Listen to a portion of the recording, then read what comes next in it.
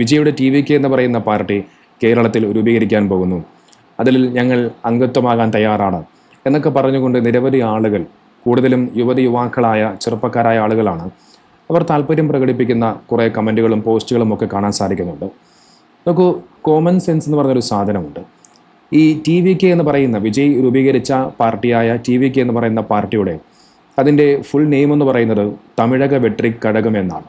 അതായത് തമിഴ്നാടിൻ്റെ വിജയത്തിന് വേണ്ടി, തമിഴ് ജനതയ്ക്ക് വേണ്ടി വിജയ് രൂപീകരിച്ചൊരു പാർട്ടിയാണ്. MK സ്റ്റാലിൻ്റെ DMK ആകട്ടെ, AIDMK ആകട്ടെ, ഇവയെല്ലാം തമിഴ്നാട് ജനതയ്ക്ക് വേണ്ടി അവർ രൂപീകരിച്ചൊരു പാർട്ടികളാണ്.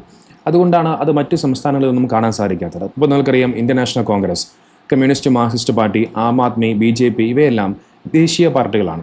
അതുകൊണ്ടാണ് അത് ഇന്ത്യയുടെ മറ്റു സംസ്ഥാനങ്ങളിലൊക്കെ നമുക്ക് കാണാൻ സാധിക്കുന്നത്. ഇപ്പോൾ വിജയ് രൂപീകരിച്ച പാർട്ടി അതൊരു ദേശീയ തലത്തിലുള്ള ഒരു പാർട്ടി ആയിരുന്നെങ്കിൽ നിങ്ങൾ പറയുന്നതിനോട് യോജിക്കാം. പക്ഷേ അത് അങ്ങനെയല്ല കാര്യങ്ങൾ. തമിഴക വെട്രിക്കഴകം, അതായത് തമിഴ്നാടിൻ്റെ വിജയത്തിന് വേണ്ടി വിജയ് രൂപീകരിച്ച ഒരു പാർട്ടി, അതിവിടെ കേരളത്തിൽ കൊണ്ടുവരുന്നതിൻ്റെ പ്രസക്തി എന്താണെന്ന് എനിക്ക് മനസ്സിലാകുന്നില്ല. അല്ലെങ്കിൽ നിങ്ങൾ ആ പാർട്ടിയുടെ പേര് മാറ്റി കേരള വിജയ ഘടകമെന്നോ കേരള വെട്രിക്കഴകമെന്നോ അങ്ങനെ എന്തെങ്കിലുമൊക്കെ തുടങ്ങേണ്ടി വരും. ഇനി അങ്ങനെ തുടങ്ങിയാൽ പോലും ആ പാർട്ടി കേരളത്തിൽ നിലനിൽക്കുക എന്നുള്ളത് വലിയ പ്രയാസമുള്ള കാര്യമാണ്. ഇനി TVK എന്ന് പറയുന്ന പാർട്ടി കേരളത്തിൽ രൂപീകരിക്കാൻ ആഗ്രഹിക്കുന്ന ആളുകളോടാണ് എൻ്റെ ഒരു ചോദ്യം, എൻ്റെ ഒരു സംശയമാണ്.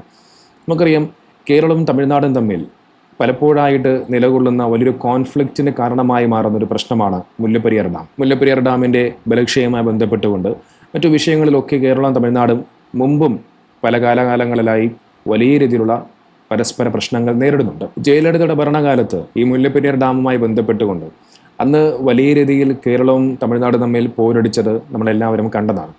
ഇപ്പോൾ ഉദാഹരണത്തിന് നാളെ വിജയുടെ ഭരണകാലത്ത് ഈ മുല്ലപ്പെരിയാർ ഡാമുമായി ബന്ധപ്പെട്ടുകൊണ്ട് എന്തെങ്കിലും ഒരു വിഷയം ഉണ്ടായിക്കഴിഞ്ഞാൽ, ഒരു പ്രശ്നം ഉണ്ടായിക്കഴിഞ്ഞാൽ, നിങ്ങൾ ആരോടൊപ്പം നിൽക്കും? കേരളത്തിലെ മലയാളികളായ ജനങ്ങളോടൊപ്പം നിൽക്കുമോ? അതോ തമിഴ്നാടിന് വേണ്ടി സംസാരിക്കുന്ന, തമിഴ്നാടിന് വേണ്ടി പാർട്ടി രൂപീകരിച്ച വിജയ്ക്കൊപ്പം നിൽക്കുമോ? വിജയ് എന്തായാലും ഉറപ്പായിട്ടും 100%, അതൊരു സംശയം വേണ്ട, വിജയ് എന്തായാലും തമിഴ്നാട് ജനതയ്ക്ക് വേണ്ടി മാത്രമേ സംസാരിക്കുകയുള്ളൂ, നിലകൊള്ളുകയുള്ളൂ.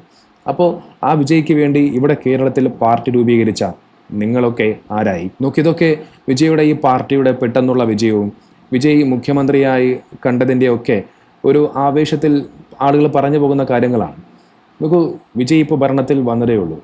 അയാൾ ഭരിക്കട്ടെ, കുറച്ചു കാലം ഭരിക്കട്ടെ. അയാളുടെ ഭരണം എങ്ങനെയാണെന്ന് നോക്കിക്കണ്ടിട്ട് പോരെ വിജയുടെ പാർട്ടി കേരളത്തിൽ തുടങ്ങണമോ വേണ്ടോ എന്നുള്ള ചർച്ചകളൊക്കെ.